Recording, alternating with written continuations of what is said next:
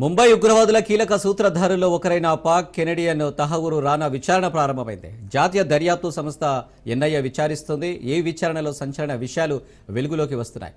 మొదటి రోజు విచారణకు రానా పెద్దగా సహకరించలేదని, పరిమిత సమాచారాన్ని అందించారని సంబంధిత వర్గాలు తెలిపాయి.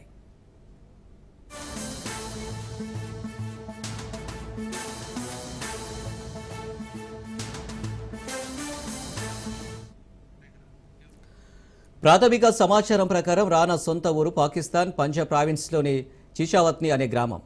అతడి తండ్రి స్కూల్ ప్రిన్సిపల్. మొత్తం ముగ్గురు సంతానం. వీరిలో ఒకరు పాక్ సైన్యంలో మానసిక వైద్యుడిగా పనిచేస్తుండగా మరొకరు జర్నలిస్టుగా ఉన్నారు. రానా ఉగ్రవాదిగా తయారయ్యాడు. రానా హసనాబాద్లోని క్యాడెట్ కాలేజీలో చదువుకున్నాడు. అక్కడే అతను ముంబై దాడిలో కీలక వ్యక్తిగా ఉన్న డేవిడ్ కోల్మన్ హెడ్లీతో పరిచయం ఏర్పడింది. ప్రస్తుతం హెడ్లీ యుఎస్ జైల్లో ఉన్నాడు.